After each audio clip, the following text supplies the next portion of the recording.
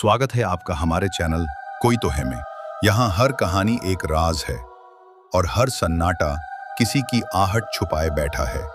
रोशनी बंद कर लीजिए क्योंकि अब जो सुनेंगे वो सिर्फ कहानी नहीं, आपके साथ कुछ होगा भी। हर हफ्ते एक नई दहशत। सब्सक्राइब करिए अगर अब भी लग रहा है कि आप अकेले हैं। दिल्ली की भागदौड़ भरी जिंदगी से तंग आकर अदिति ने एक ब्रेक लेने का फैसला किया। उसने अकेले ही हिमाचल की वादियों में बसे एक अनजाने गांव कियार में छुट्टियां बिताने का निश्चय किया। गांव छोटा था लेकिन वहां एक पुराना रिसॉर्ट था, सूर्यग्रह रिसॉर्ट। रिसॉर्ट के बारे में बहुत कम जानकारी ऑनलाइन थी, लेकिन तस्वीरों में वो बेहद खूबसूरत लग रहा था। बर्फ से ढकी घाटियां, लकड़ी का बना रिसॉर्ट और चारों ओर घना जंगल। रिसेप्शन पर एक अधेड़ उम्र की औरत मिली, मिसेस ठाकुर। आप पहली बार आई हैं यहाँ? उन्होंने ठंडी मुस्कान के साथ पूछा। जी, एकांत चाहिए था, सोचा यहाँ आ जाऊं, अदिति ने कहा। अकेली हैं? हाँ। लामा? मिसेस ठाकुर ने हल्की चिंता से सिर हिलाया, लेकिन कुछ कहा नहीं। अदिति को उसका कमरा दिखाया गया, तीसरी मंजिल पर आखिरी कमरा। कमरे से बर्फीली घाटी का नजारा दिखता था, लेकिन कुछ अजीब भी था। कमरे की खिड़की पर लोहे की जाल थी, मानो अंदर से कोई बाहर न जा सके। पहली रात सब सामान्य था, लेकिन आधी रात को अदिति को खरोंचने जैसी आवाज सुनाई दी। ऐसा लग रहा था जैसे कोई दरवाजा खरोंच रहा हो। उसने दरवाजा खोला, कोई नहीं था। उसने सोचा शायद जानवर होगा और दोबारा सो गई। अगली सुबह उसने रिसॉर्ट के स्टाफ से इस बारे में पूछा। यहाँ बर्फ में कई बार जंगली जानवर नीचे तक आ जाते हैं, एक लड़का बोला। फिर भी अदिति के मन में बेचैनी बनी रही। रात होते ही डर कुछ ज्यादा ही गहराने लगता। हर रात कोई न कोई अजीब हरकत होती। खिड़की पर किसी की परछाई, गीले कदमों की आवाज या कमरे में हल्की सरसराहट। एक दिन अदिति रिसॉर्ट के पीछे की बर्फीली पगडंडी पर घूमने निकली। वहां उसे जमी बर्फ में एक छोटा सा लकड़ी का बॉक्स दबा मिला। अंदर एक पुरानी डायरी थी जिस पर लिखा था नेहा वर्मा 2002। डायरी के पन्नों में डर छिपा था। नेहा भी एक टूरिस्ट थी जो इसी रिसॉर्ट में रुकी थी। उसने भी खरोंचने की आवाजें सुनी, परछाइयां देखी और फिर डायरी अचानक बंद हो गई। आखिरी पन्ना अधूरा था। वो अब दरवाजे के पास है, अगर मैं बची नहीं। अदिति ने रिसॉर्ट की पुरानी फाइलें खंगालनी शुरू की, गांव के बुजुर्गों से भी बात की। तब उसे पता चला सूर्यग्रह रिसॉर्ट कभी एक मानसिक रोगियों का हॉस्पिटल था, जिसे बाद में बंद कर दिया गया। कहा जाता है कि एक लड़की नेहा को वहां जबरन भर्ती किया गया था क्योंकि उसने रिसॉर्ट के मालिक के खिलाफ गवाही दी थी। उसके साथ बर्बरता हुई और फिर वो रहस्यमयी तरीके से गायब हो गई। गांव वाले कहते हैं कि उसकी आत्मा अब भी तीसरी मंजिल के आखिरी कमरे में भटकती है, वही कमरा जिसमें अदिति रुकी थी। अदिति ने तय किया कि वो इस रहस्य का अंत करेगी।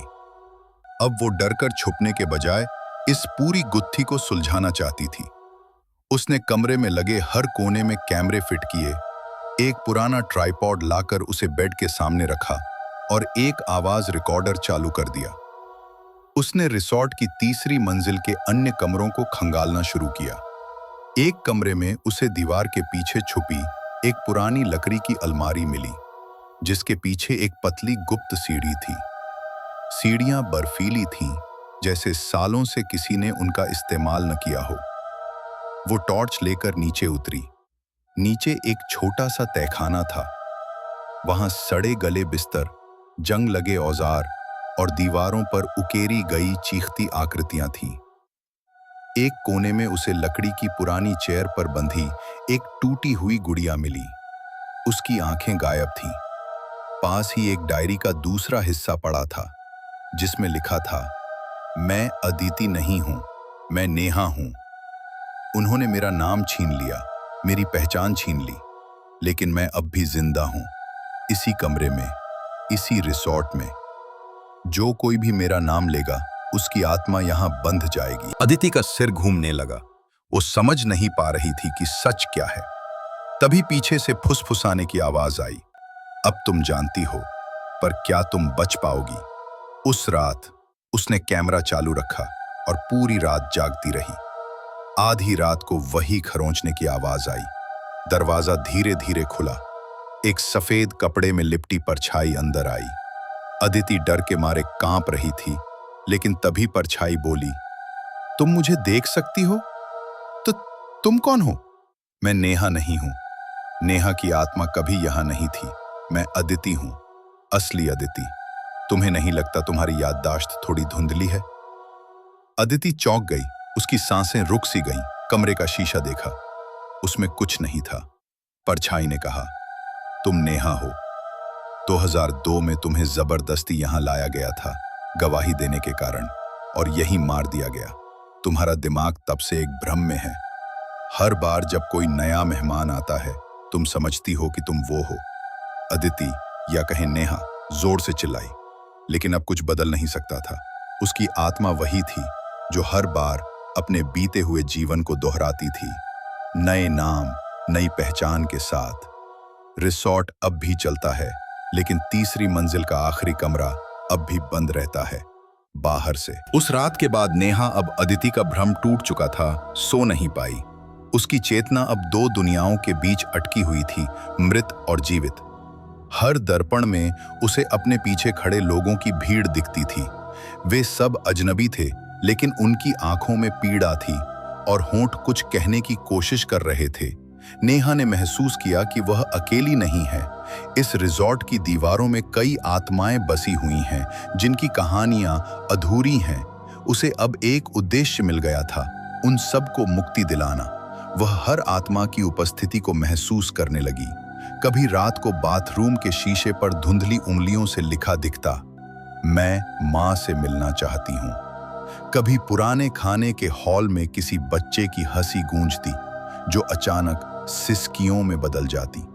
नेहा ने तहखाने से एक पुराना रिकॉर्ड प्लेयर उठाया, जिसे चलाते ही कमरे में एक बूढ़ी औरत की परछाई उभर आई। वो कांपती आवाज में बोली, मैं नर्स थी यहाँ, मैंने सच बोलने की कोशिश की थी, मुझे भी बंद कर दिया। हर आत्मा एक टुकड़ा थी उस अंधेरे इतिहास का, जिसे रिसॉर्ट की दीवारों ने निगल लिया था। नेहा ने ठान लिया कि वो इन सब की कहानियां इकट्ठी करेगी और उन्हें उजागर करेगी। नेहा ने गांव के मंदिर में जाकर पुजारी से संपर्क किया। पुजारी ने कहा, यह रिजॉर्ट शापित है, लेकिन आत्माएं शापित नहीं, वे केवल सुनी जाना चाहती हैं। वो मंदिर से पवित्र धागा, धूप और गंगाजल लेकर वापस रिजॉर्ट लौटी। तीसरी मंजिल के हर कमरे में वो दीपक जलाने लगी। जब वो अपने कमरे में लौटी और अंतिम दीपक रखा, तो एक जोरदार झटका हुआ। दरवाजे अपने आप खुलने बंदने लगे। नेहा कमरे के बीच में बैठ गई और उन सभी आत्माओं को पुकारा, जिनके संकेत वो अब तक पाती रही थी। परछाइयां उभरने लगीं, नर्स, बच्चा, बूढ़ा आदमी और अंत में खुद नेहा का पुराना शरीर। एक तेज चीख के साथ सब कुछ अंधेरे में डूब गया और फिर शांति, एक गहरी भयानक शांति। जब नेहा जागी तो सुबह हो चुकी थी। कमरे में सब सामान्य था। वो नीचे गई तो रिजॉर्ट वीरान था। मिसेस ठाकुर, बाकी स्टाफ, कोई नहीं था। लेकिन रिसेप्शन डेस्क पर एक चिट्ठी थी, उसी अक्षरों में जो डायरी में थे। तुमने उन्हें मुक्त किया, लेकिन अब तुम्हारी आत्मा ही इस जगह को जिंदा रखेगी, जब तक अगला मेहमान ना आए। 3 महीने बाद हिमाचल प्रदेश में बर्फबारी का मौसम फिर लौट आया। कियार गांव की शांत वादियों में सूर्य ग्रह रिजॉर्ट अब भी मौन खड़ा था। बाहरी तौर पर खूबसूरत, भीतर से मृतप्राय। एक नवविवाहित जोड़ा, अन्वी और राघव, वहां छुट्टियां बिताने पहुंचा। वे इंटरनेट पर कम जानकारी होने के बावजूद पुराने आकर्षण के कारण इस रिजॉर्ट तक आ पहुंचे। रिसेप्शन पर कोई नहीं था। घंटी बजाने पर भी कोई प्रतिक्रिया नहीं मिली, लेकिन दरवाजा खुला था और लकड़ी की मेज पर एक चाबी रखी थी। कमरा 303। लगता है पुराना स्टाफ होगा, इन्हें शांति पसंद है, अन्वी ने मुस्कुराते हुए कहा। राघव ने चाबी उठाई और दोनों ऊपर चले गए। कमरा वही था, तीसरी मंजिल का आखिरी कमरा। दरवाजा जैसे ही खुला, एक ठंडी हवा अंदर से बाहर निकली। अन्वी को झुरझुरी सी हुई। रात होते ही अजीब बातें शुरू हो गईं। बाथरूम के शीशे पर लिखा था, तुम लौट आए, राघव को लगा कोई मजाक है, लेकिन अन्वी का चेहरा पीला पड़ गया। उसे बचपन में कोई सपना आता था, एक लकड़ी का कमरा, एक खिड़की पर लोहे की जाली और एक लड़की जो नाम भूल चुकी थी। तीसरी रात अन्वी को नींद में चलने की आदत महसूस हुई। उसने दरवाजा खोला और सीढ़ियां उतरने लगी। राघव ने देखा और उसके पीछे गया। तहखाने के दरवाजे के पास अन्वी खड़ी थी, आंखें बंद, होंठ बुदबुदाते हुए बोले जा रहे थे, नेहा नेहा, हमें मुक्त कर दो। तभी पीछे से जोरदार हवा चली। तहखाने का दरवाजा खुल गया।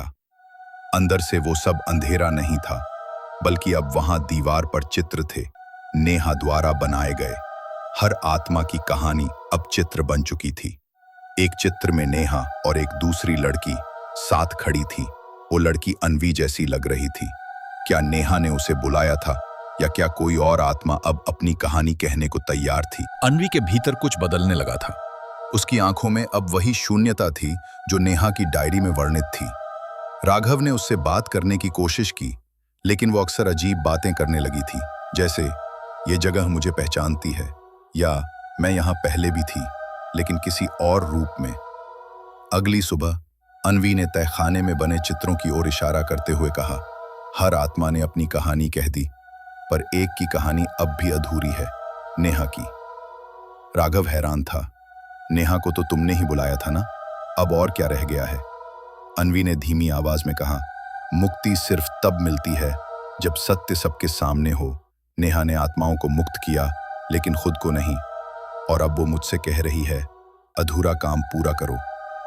रात होते ही अन्वी फिर से बेहोशी की अवस्था में चलने लगी, लेकिन इस बार वो तहखाने की बजाय सीधा रिसॉर्ट की छत पर गई, जहां एक बंद पड़ी घंटी थी।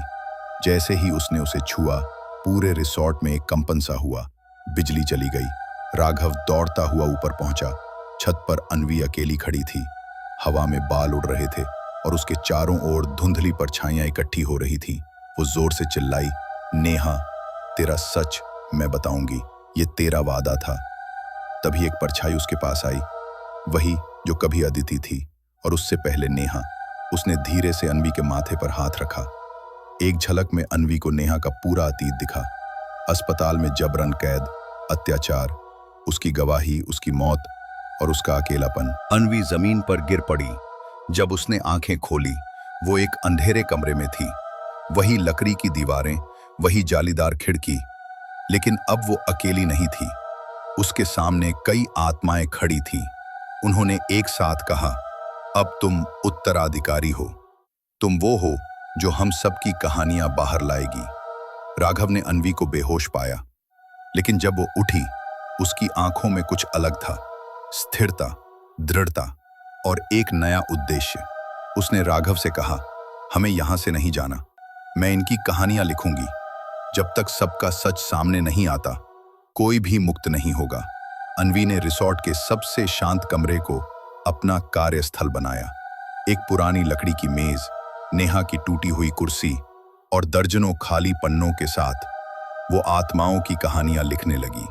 हर रात जब चारों ओर सन्नाटा छा जाता, आत्माओं की फुसफुसाहटें हवा में गूंजने लगती और अन्वी उन्हें शब्दों में ढालती। उसने उनकी पीड़ाएं, मौतों की परिस्थितियां, उनके छुपे रहस्यों और अधूरे प्रेम को कहानियों में बदल दिया। ये कहानियां जितनी डरावनी थी, उतनी ही सच्ची। राघव ने उसे सलाह दी कि वह इन्हें एक किताब का रूप दे, ताकि दुनिया जान सके कि सूर्य ग्रह रिसॉर्ट केवल एक जगह नहीं, बल्कि एक इतिहास है। अन्वी ने किताब का नाम रखा कुहराम। लेकिन जैसे ही उसने अंतिम पृष्ठ पर कलम चलाई, कमरे की दीवारों से एक गूंज निकली, एक धीमी लेकिन क्रोधित फुसफुसाहट, तुमने वादा तोड़ा। दीवारों पर उकेरे गए चित्र अब बदलने लगे। उनमें रक्त बहने लगा और परछाइयां और गहरी हो गईं। एक आकृति जो अब तक शांत थी, अचानक जीवित हो उठी। वह नेहा नहीं थी, वह थी वो शक्ति जिसने इस रिसॉर्ट की आत्माओं को बंदी बना रखा था। एक शापित आत्मा जो खुद को प्रथम संचालक कहती थी, वही जिसने नेहा को मारा था, वही जिसने दूसरों की आत्माएं कैद की। तुमने उन्हें शब्द दिए, वह गर्जी। अब वे मुझसे आजादी मांगेंगे, यह मैं नहीं होने दूंगी। कमरा कांपने लगा। अन्वी ने किताब की ओर देखा, पन्ने जलने लगे, लेकिन तभी सभी आत्माओं की परछाइयां कमरे में इकट्ठी हुईं। उनमें से एक, वही नर्स, आगे आई और बोली, अब हमारा सच सामने है और अब हम एक हैं। तुम्हारे शब्द हमारी मुक्ति हैं। सभी आत्माएं उस अंधेरी शक्ति पर टूट पड़ी। चीखों, रोशनी और भय के तूफान के बीच अन्वी ने किताब को कसकर पकड़ लिया और वह दृश्य बंद हो गया। सुबह सब शांत था, रिसॉर्ट वैसा ही था, पर अब भीतर कोई सिसकियां नहीं थी, परछाइयां नहीं थी। अन्वी और राघव रिसेप्शन पर खड़े थे, किताब उनके हाथ में थी। उन्होंने पीछे मुड़कर देखा। तीसरी मंजिल का कमरा खुला हुआ था और वहां की खिड़की से पहली बार सूरज की किरणें सीधे भीतर आ रही थीं। अगर आपको हमारी कहानी अच्छी लग रही है तो कृपया चैनल को सब्सक्राइब करें, कमेंट बॉक्स में कमेंट करें आपको कहानी कैसी लगी। आप अपनी कहानी हमें मेल कर सकते हैं, ईमेल आईडी डिस्क्रिप्शन बॉक्स में है।